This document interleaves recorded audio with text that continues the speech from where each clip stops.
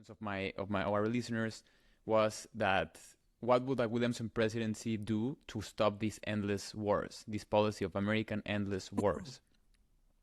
And First of all, let's talk about what happened. In Iraq, the issue is we should never have gone in. It was a criminal enterprise to begin with. In terms of Afghanistan, it wasn't so much that we went in. I think there was an initial legitimate reason to go in.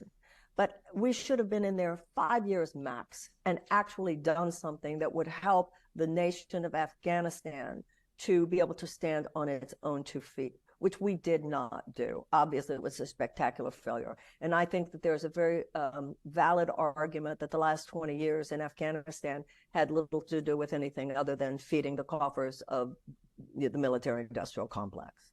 So first thing you do is we should be cutting our defense budget probably by 20%.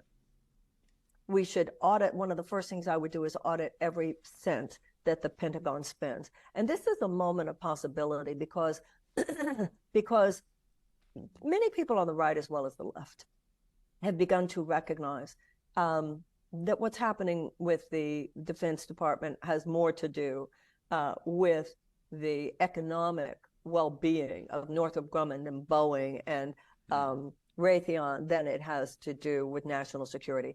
I can't imagine any intelligent American now equating the size of our defense budget with real national security. If you want to talk about national security, talk about how many people do not have health care. If you want to talk about national security, talk about how many people cannot live on just one job. If you want to talk about national security, talk about how millions of people cannot get an education in this country. Those should be the issues. So this canard about spend more money on defense because that's our national security. Even the fact that our current defense Secretary of Defense is a former member at Raytheon.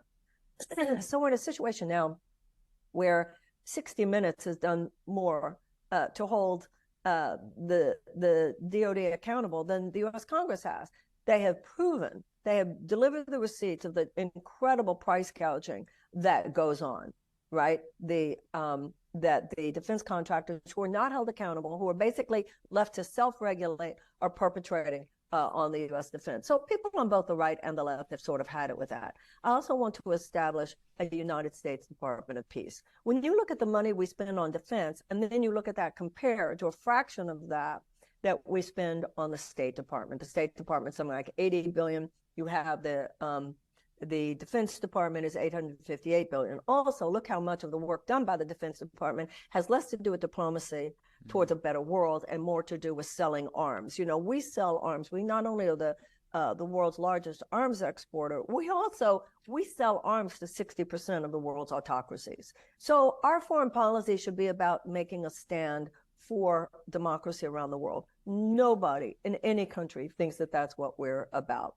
As president, one of the things I could do is I could unilaterally start closing military installations internationally. We have 750 military installations in about 80 countries. Some of them have a valid purpose in terms of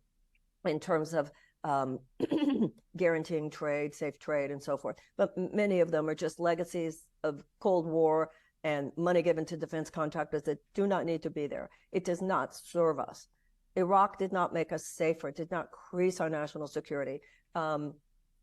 Afghanistan, those last 20 years, did not increase our national security. And I think there's a lot of resentment of us around the world for all those military installations.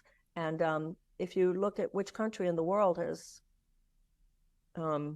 activated, some military misadventures, we are not blameless and we do not have totally clean hands. Wow. Yeah, it's a lot to really reflect on, and the burden Go ahead. Well, I look at the military the way I look at a surgeon. Does the United States need to have a surgeon on hand? Absolutely we do. Do we need to have the best surgeon possible on hand? Absolutely we do. But a reasonable person tries to avoid surgery, not be surgery happy. Yeah. Well, it seems that we're at that point where we can't deny surgery needs to be done, like you say. Marianne,